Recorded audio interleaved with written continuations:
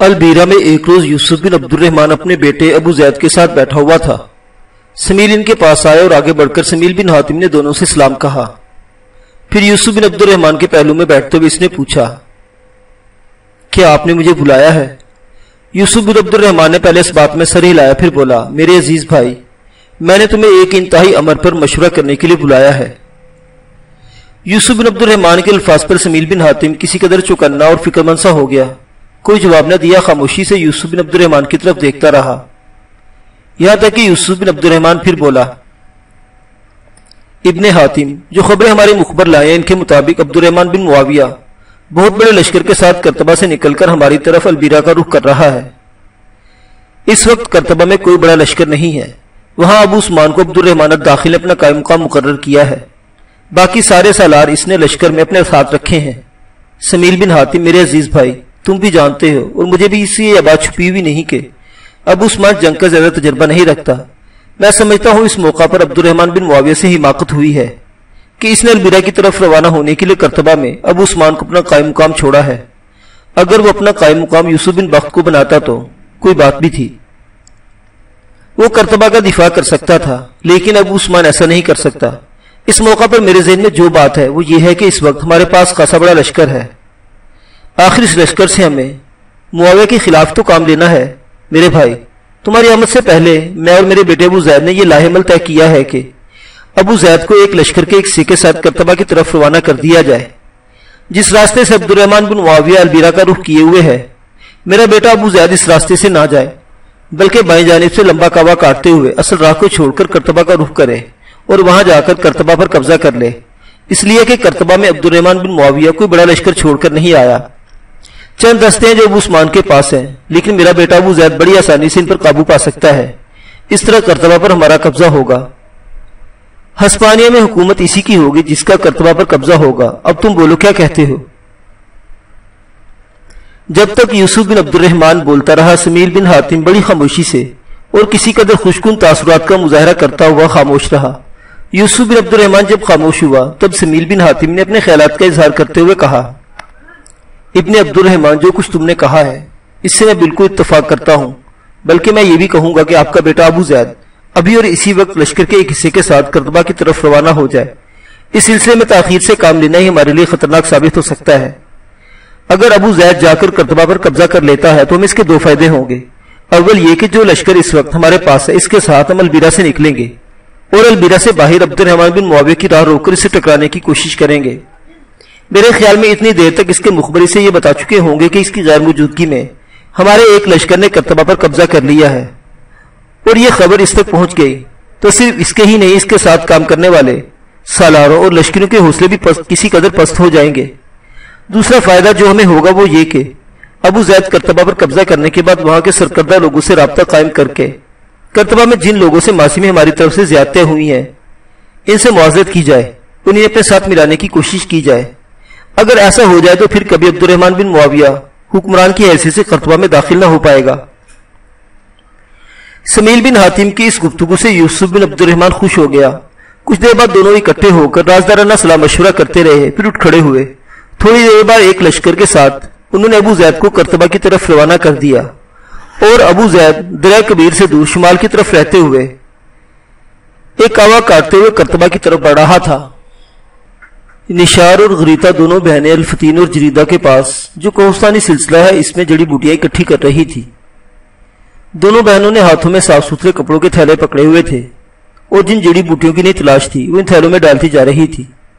اچانک کوہستانی سلسلے کے اوپر 3-4 سوار نمودار ہوئے اور ان دونوں کے قریب آ کر اتر گئے۔ انہیں وہاں دیکھ کر دونوں بہنوں نے کام کرنا بند کر دیا اور بڑے غور اور کسی قدر فکر مندی میں دونوں بہنیں ان کی طرف دیکھنے لگی۔ اس موقع پر چھوٹی بہن نشار نے اپنی بڑی بہن غریتہ کو مخاطب کیا، میری بہن، لگتا ہے یہ لوگ ہمارے در پہ ہیں، اور میرا اپنا اندازہ ہے کہ یہ ضرور زکائی اور توما کے آدمی ہیں اور یہ ہم سے ضرور انتقام لیں گے۔ نشار کے ان الفاظ پر غریتہ انتہا درجہ کی پریشان اور فکر مند ہو گئی تھی۔ پھر اکلائے ہوئے الفاظ میں کہنے لگی، نشار میری عزیز بہن، امیر یوسف بن بخت نے تو کہا تھا کہ الفتین اور جریدہ نام کی بستی کے آس پاس یا کوہستانی سلسلے میں کسی نے ہمارے اہل خانہ کے ساتھ زیادتی کی کوشش کی تو وہ بنو امیہ کی عمارت سے دستبردار ہو جائیں گے۔ تمہارا کہنا درست ہے میری بہن، ये तीनों सीधे हमारी तरफ ही आ रहे हैं। वो तीनों करीब आए। दोनों बहनों ने वो थैले जिनमें जड़ी बूटियां डाल रखी थी अपने कंधों से लटका लिए थे।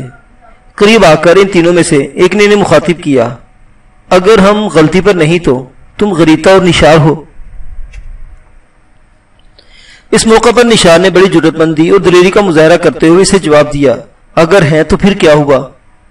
वो शख्स अपना हाथ तलवार के दस्ते पर ले गया और धमकाने और खौफजदा करने के अंदाज में कहने लगा, देखो चुपचाप हमारे साथ हो लो, शोर करोगी तो हम तीनों की तलवारें हरकत में आएगी और तुम दोनों को मौत के घाट उतार देंगे। निशार ने खौफजदा होते बगैर पूछा, तुम कौन हो, क्यों हमें अपने साथ ले जाना चाहते हो, पहले जरा अपना तारुफ तो कराओ। इस पर वही नौजवान फिर बोला, हम ज़काई और तुमा के आदमी हैं। तुम दोनों बहनों की वजह से यूसुफ बिन बख्त ने इनकी बेइज्जती की थी, लिहाजा तुम दोनों को इनके पास जाना होगा। इस तरह ज़काई और तुमा तुम दोनों को उठवाकर अपनी रुसवाई का दोहरा इंतकाम लेंगे। पहला यह कि तुम दोनों को अपने पास रखेंगे, यह भी इंतकामी कार्रवाई होगी। दूसरा इंतकाम यह होगा कि तुम दोनों को उठवाकर ज़काई और तुमा के पास पहुंचा दिया जाएगा, तो यूसुफ बिन बख्त अपने वादे के मुताबिक बनु उमैया की अमारत से दस्तबरदार हो जाएगा। ये इनका दूसरा इंतकाम होगा। वो शख्स जब खामोश हुआ तब गरीता ने एक रख्त लेजे में से मुखातिब करते हुए कहना शुरू किया, अगर हम बहनें तुम्हारे साथ जाने से इनकार कर दें तब। इस पर इस शख्स ने तलवार बेनियाम कर ली, अपने सामने लहराई और गरीता की तरफ देखते हुए कहने लगा, फिर क्या होना है, हम तीनों तुम दोनों की गर्दनें काटकर यहां से चलते बनेंगे। इस शख्स के इन अल्फाज पर गरीता और निशार दोनों बेचारी लर्ज कर कांप गई थी। दोनों बहनें अभी तक कोई जवाब न दे पाई थी और अजीब से अंदाज में एक दूसरे की तरफ देख रही थी कि अचानक फजा के अंदर सनसनाता हुआ एक तीर आया और जो शख्स तलवार को बेनियाम करके गरीता और निशार से गुफ्तगू कर रहा था, तीर आकर इसके कदमों में पेवस्त हो गया था। वो तीनों जवान तीर के आने से इंतहा दर्जा के खौफजदा हो गए थे। दूसरी जानिब गरीता और निशार की हालत पहले की निस्बत कुछ संभल गई थी।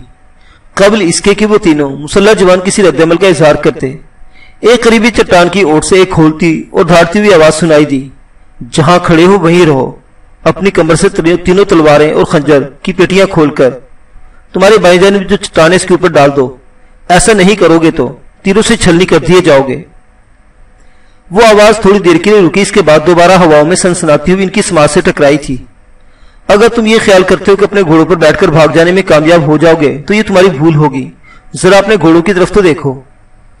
इन तीनों ने जब बौखलाकर अपने घोड़ों की तरफ देखा तो तीन मुसल्ला जवान इनके घोड़ों की बागें पकड़े खड़े थे।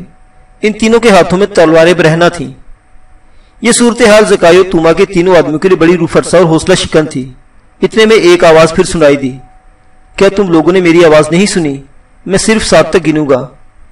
इस गिनती के दौरान अगर तुमने अपने हथियार मज़कूरा चट्टान के ऊपर डाल दिए तो तुम्हें कुछ नहीं कहा जाएगा, और अगर ऐसा नहीं करोगे तो फिर तीरों से छलनी कर दिए जाओगे। इन तीनों ने एक दूसरे की तरफ देखा, फिर अपनी कमर पर बंधी हुई चरमी पेटियां खोलकर अपनी दाएं जानिब चट्टान के ऊपर रख दी और दोबारा पीछे हटकर खड़े हो गए। फिर इनके देखते ही देखते चट्टानों की ओर से 2 जवान नमूदार हुए और बड़ी तेजी और फुर्ती के साथ इन तीनों के हाथ उन्होंने पुष्प पर रस्सियों से कसकर बांध दिए। फिर इन दोनों में से एक ने तीनों को मुखातिब किया, पहले ये बताओ कि तुम कौन हो, किसने तुम्हें यहां भेजा, तुम क्या करने वाले थे? इस पर इन तीनों में से वही बोला जो इससे पहले गरीता और निशार से मुखातिब रहा था। कहने लगा, हमें ज़काई और तुमा ने भेजा है। इन 2 लड़कियों के साथ कोई पुराना मामला था। उन्होंने हमें एक भारी रकम के एवज खरीदा और हमारे जिम्मे ये काम लगाया कि हम गरीता और निशार दोनों बहनों को उठाकर इनके पास पहुंचा दें। इस पर इन 2 में से एक ने कहकहा लगाया, कहने लगा, बहुत खूब, क्या उम्दा और नेक काम करने की तुमने हामी भरी। जालिम के बच्चों, ऐसे काम करने में तो सर कट जाते हैं, क्या तुम अपने सर अजीज नहीं है? वो लम्हा भर के लिए रुका, फिर दोबारा इन तीनों को मुखातिब करते हुए कहने लगा, इस वक्त ज़काई और तुमा कहां हैं? वो अपने घरों में है। अगर ये बात है तो चलो। इन 2 में से एक ने इन्हें अपने पांव की हल्की सी ठोकर मारते हुए कहा। वो वहां से हटने लगे थे कि निशार तड़प कर आगे बढ़ी, इन 2 को मुखातिब करते हुए कहने लगी, मेरे अजीज भाइयों, तुम दोनों हमारे फरिश्ता साबित हुए हो। जाने से पहले तुम ये तो बता दो कि तुम कौन हो, और वो 3 भाई जो इन तीनों घोड़ों को पकड़े खड़े हैं और जिनके हाथों में बरहना तलवारें हैं, वो कौन है?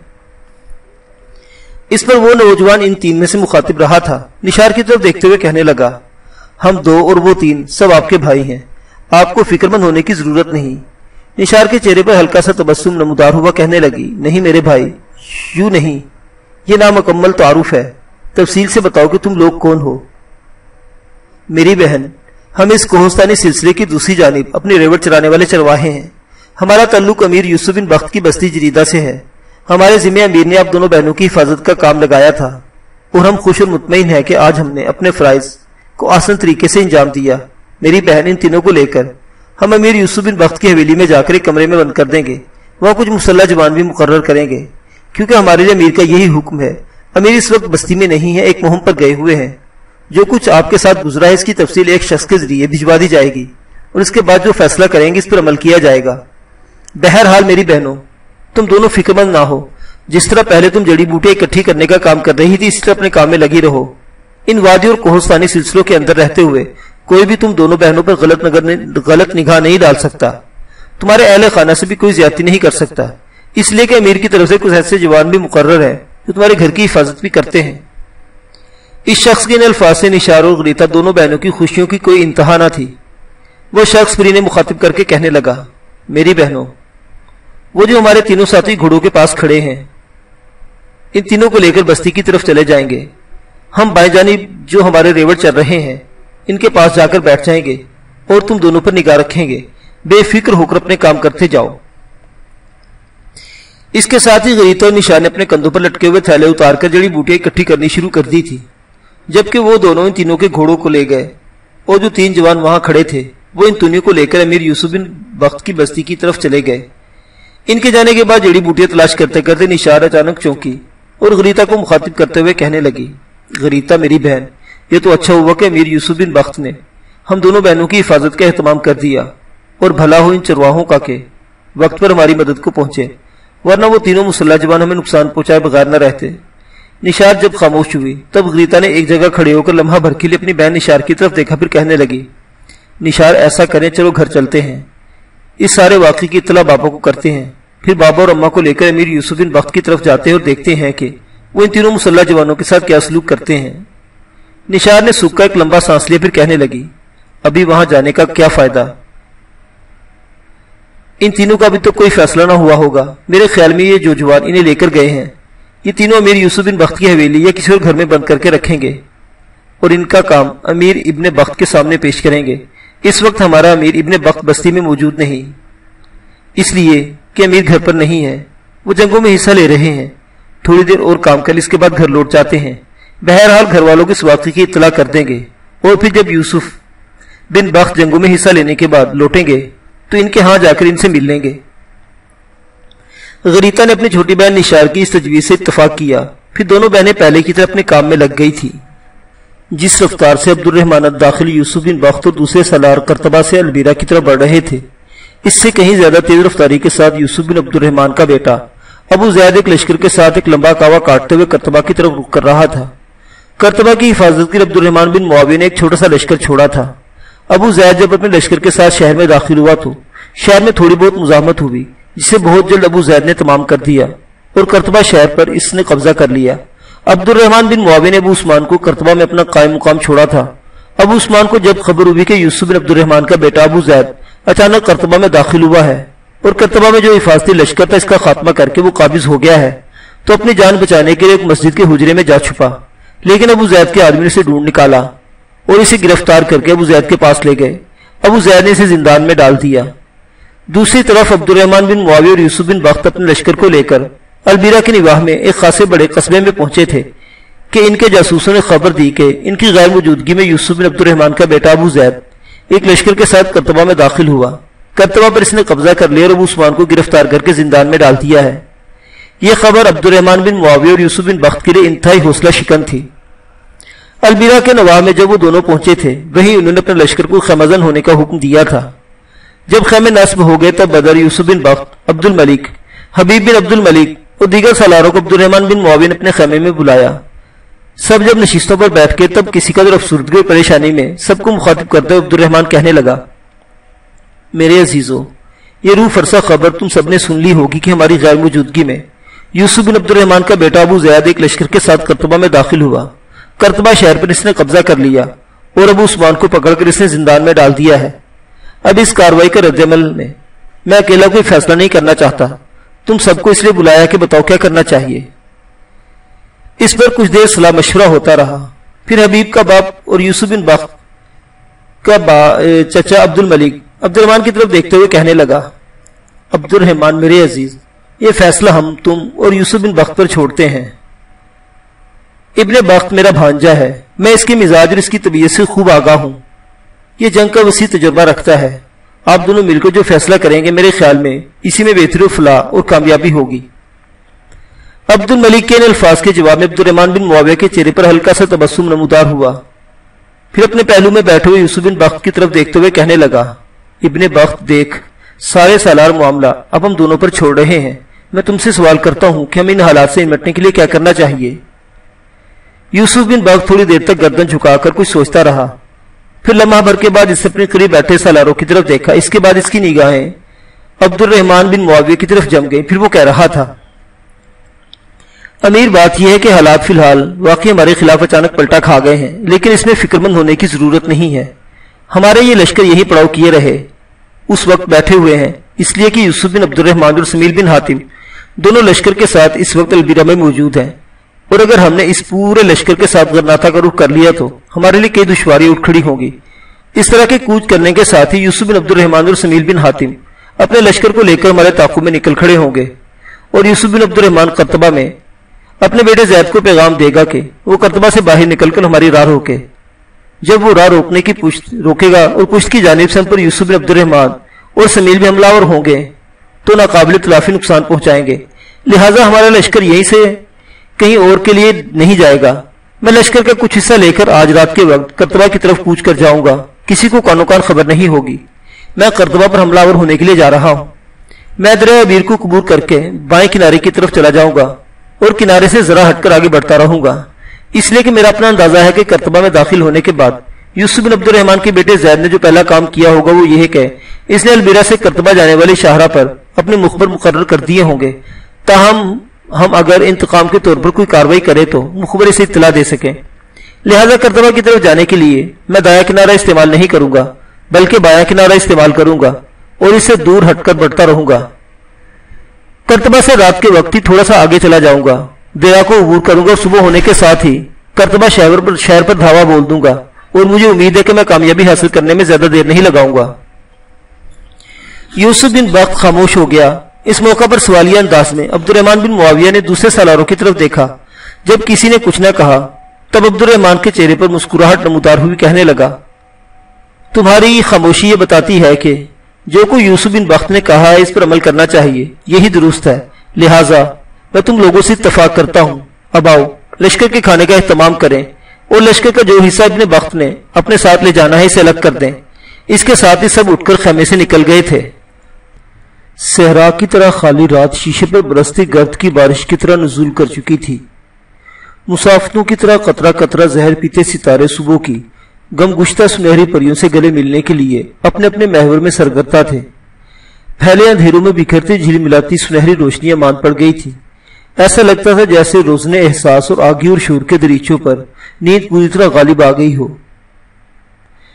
ایسے میں یوسف بن بخت بڑی تیزی سے دریائے کبیر کے کنارے کنارے سفر کرتے ہوئے آگے بڑھ رہا تھا، یہاں تک کہ صبح کا سورج غروب ہونے سے پہلے وہ قرطبہ شہر کی سیدھ میں دریا کے بائیں کنارے پر پہنچ گیا۔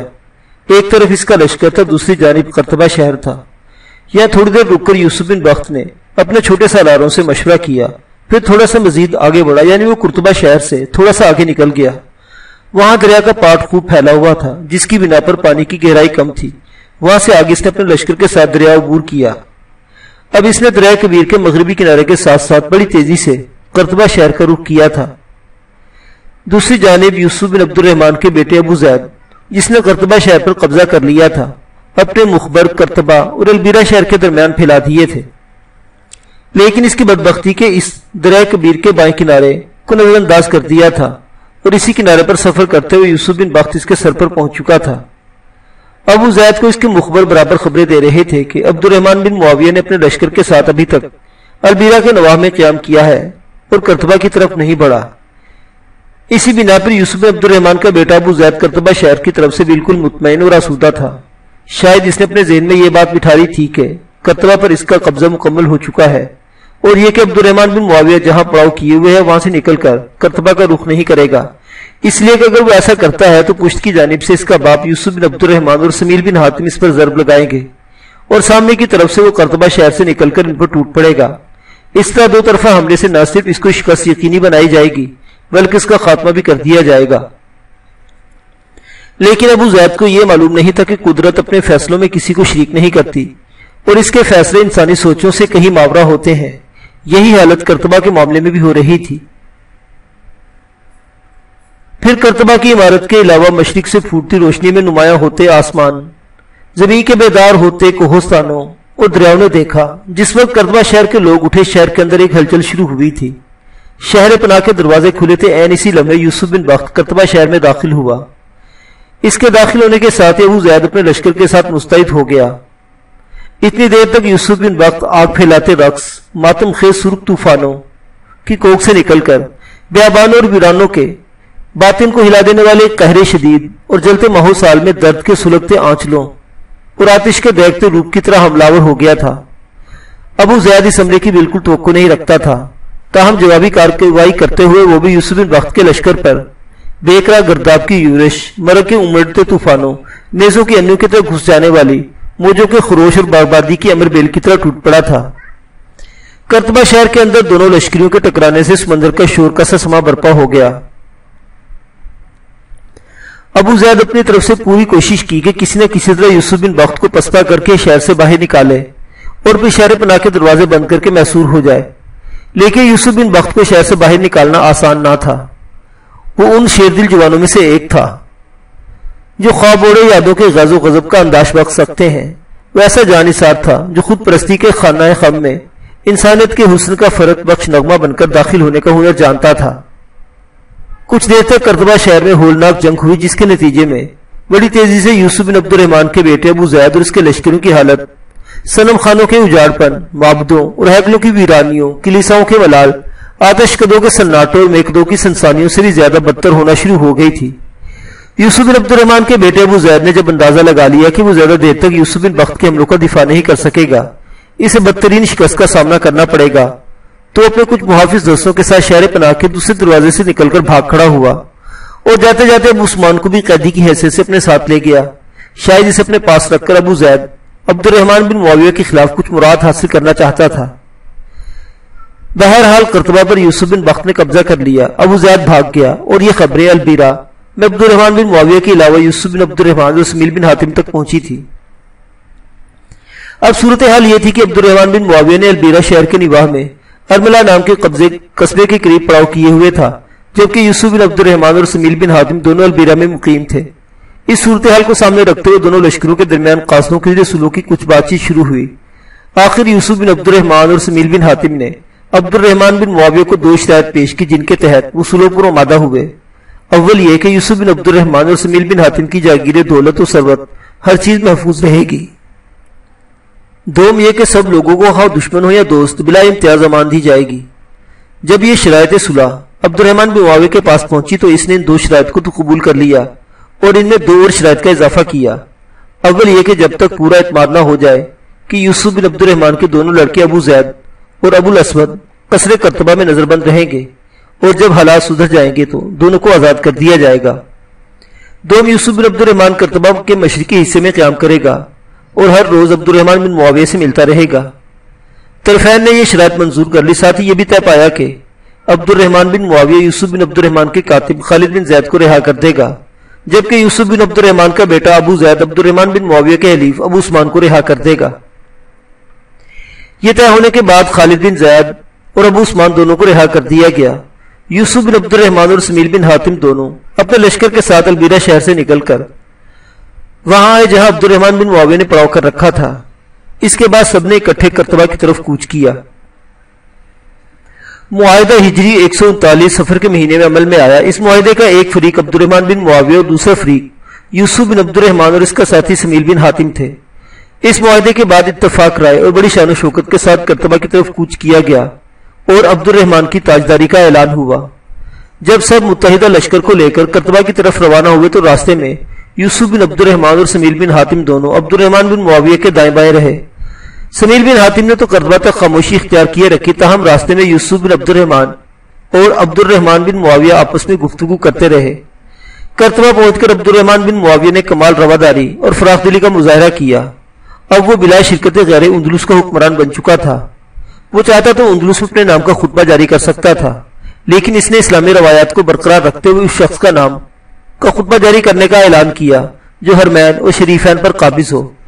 اس لیے اسلامی روایات کے مطابق اسلامی مملکت میں اسی کا خطبہ جاری ہو سکتا تھا جو حرمین اور شریفین پر حکومت کرتا ہو۔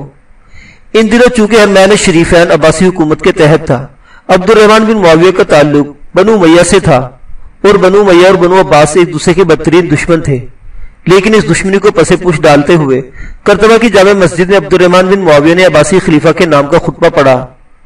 اس سے پتہ چلتا ہے کہ عبد الرحمن بن معاویہ کس قدر پرخلوص تھا اور اس کے دل میں اسلام کی عزت اور اس کا وقار کس قدر اہمیت رکھتے تھے۔ عبد الرحمن بن معاویہ کا دست راس بدر ایک روز المسارہ نام کی بستی میں دولاب کی حویلی کے دروازے پر دستک دے رہا تھا۔ تھوڑی دیر بعد جب دروازہ کھلا تو ڈھلتی ہوئی عمر کا ایک شخص سامنے کھڑا تھا جسے بدر نہیں پہچانتا تھا۔ وہ اس کے لیے اجنبی تھا کیونکہ دولاب اور ربیکہ کے گھر میں اس نے اس سے پہلے کبھی نہیں دیکھا تھا۔ تھوڑی دیر تک وہ بڑے غور سے دیکھتا رہا، یہاں تک کہ دروازہ کھولنے والے شخص نے اسے مخاطب کرنے میں پہل کی۔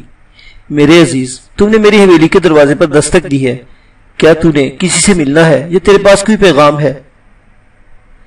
اس پر بدر کہنے لگا، میرا نام بدر ہے، یہاں پہلے ایک شخص دولاب رہا کرتا تھا، وہ میرا جاننے والا تھا، بس میں اسی سے ملنے کے لیے یہاں آیا ہوں۔ مجھے افسوس ہے کہ میں آپ کو نہیں جانتا، اس لیے کہ میرا آپ سے تعارف نہیں ہوا۔ وہ شخص مسکرایا اور کہنے لگا، میرے عزیز، تیرا کہنا درست ہے، تیری مجھ سے پہلے ملاقات نہیں ہوئی، اچھا ہوا تو آ گیا، اس لیے کہ میرے پاس تیرے نام ایک پیغام ہے۔ دیکھو، دولاب نام کا وہ یہودی اپنی یہ حویلی میرے ہاتھ بیچ کر جا چکا ہے، اپنی بیوی اور بیٹے کو لے کر وہ کرتبہ یہاں سے روانہ ہوتے وقت اس نے مجھے پیغام دیا تھا کہ بدر نام کا کوئی جوان ان کا پوچھنے کے لیے آئے تو اس سے کہنا کہ انہوں نے کرتبہ کے مشرق میں جو سرائے ہے اس کے بالکل سامنے اپنی رہائش کے لیے ایک مکان لے لیا ہے۔ بدر کچھ سوچتا رہا، پھر اپنے گھوڑے کی باگ پکڑے تھوڑا سا پیچھے ہٹا۔ اس موقع پر اس شخص نے اسے مخاطب کیا، بیٹے اندر آؤ، مجھے مہمان نوازی کا موقع دو، میرا اندازہ ہے کہ تم دور دراز کا سفر کر کے آئے ہو اور تھکے ہوئے ہوگے، میں تمہارے آرام کا بندوبست کرتا ہوں۔ بدر نے مسکرا کر اس کی طرف دیکھو اور اسے مخاطب کر کے کہنے لگا، میں اس کے لیے آپ کا شکر گزار ہوں، لیکن میں قیام نہیں کروں گا، واپس کرتبہ جاؤں گا۔ اس کے ساتھ اس نے شخص پر ایک الوداعی نگاہ ڈالی، جست لگا کر اپنے گھوڑے پر سوار ہوا، اسے ایڑ لگائی اور اسے ایک طرف ہانک دیا۔ مغرب کی نماز کے بعد ایک روز بدر کرتبہ کے مشرقی حصے کی ایک سرائے کے سامنے ایک حویلی کے دروازے پر دستک دے رہا تھا۔ دروازہ جب کھلا تو دروازہ کھولنے والا ربیکہ کا بھائی سمسون تھا۔ بدر کو دروازے پر دیکھ کر سمسون دنگ رہ گیا، پھر چونکا ایک دم باہر نکلا اور بدر سے گلے مل گیا۔ اتنی دیر تک حویلی کے اندرونی حصے اس کے باپ دولاب کی آواز سنائی دی، سمسون کون ہے بیٹے، تم نے اتنی دیر کیوں کر دی ہے؟ بدر سے لپٹے لپٹے ہی سمسون کہنے لگا، بابا باہر نکل کر دیکھیں، آپ کو خود ہی پتہ چل جائے گا۔ سمسون کے ان الفاظ کے جواب میں دولاب، جوسی ماریا اور ربیکہ تینوں سین میں آ گئے۔ جب انہوں نے دیکھا کہ سمسون بدر سے گلے مل رہا ہے تب دولاب اور جوسی ماریا نے بے پناہ خوشی کا اظہار کرتے ہوئے، جہاں تک ربیکہ کا سوال ہے تو بدر کو اپنی حویلی کے دروازے پر دیکھتے ہوئے اس کا الماس گوہر جسم کپکپا اٹھا تھا۔ اس موقع پر دولاب نے سمسون کو مخاطب کی مسکراتی ہوئی آواز میں کہنے لگا، بیٹے بھائی کو لپٹاتے باہر ہی رکھو گے یا اندر بھی آنے دو گے؟ اس پر سمسون فوراً علیحدہ ہو گئے، پیچھے ہٹا، دروازہ اس نے پورا کھول دیا۔ اپنے گھوڑے کی باگ پکڑے بدر اندر داخل ہوا۔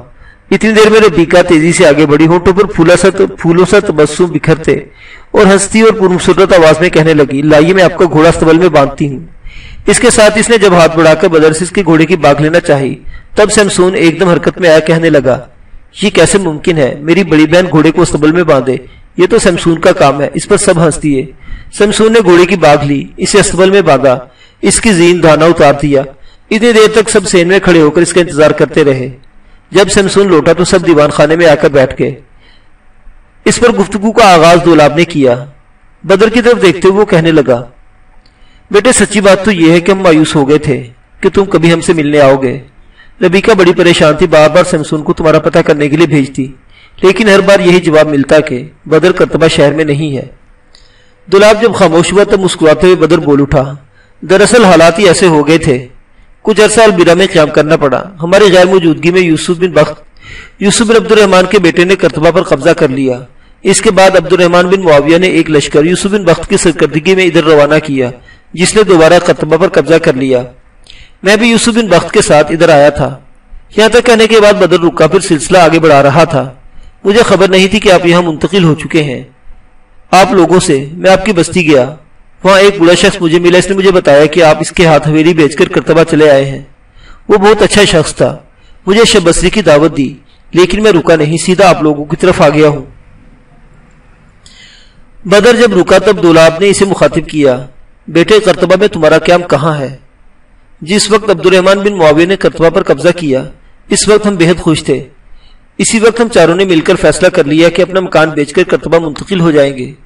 اسی وقت کرتبہ آ گئے تھے، لیکن بعد میں جب یوسف بن عبد الرحمن کے بیٹے ابو زید نے شہر پر قبضہ کر لیا تو ہم بڑے پریشان اور فکر مند ہوئے، لیکن بھلا ہوئی یوسف بن بخت کا کہ اس نے ایک بار پھر ابو زید سے کرتبہ چھین کر اسے عبد الرحمن بن معاویہ کے لیے فتح کر لیا۔ بیٹے میں پتہ نہیں تھا کہ تم نے کہاں رہائش رکھی ہوئی ہے، ورنہ ہم سمسون کو وہاں بھیجتے، یہ لشکر گاہ میں جاتا رہا اور تمہارا پتہ کرتا رہا، وہاں سے اکثر و بیشتر یہی بتایا جاتا کہ تم کرتبہ سے باہر ہو۔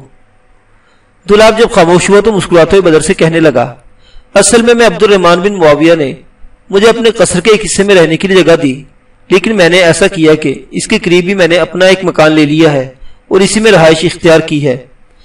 اس بار جوسی مارے نے بڑی فکر مندی کا اظہار کرتے ہوئے پوچھ لیا، تو تم مکان میں اکیلے رہتے ہوگے بیٹا؟ تمہارا کھانے کا اہتمام کون کرتا ہے؟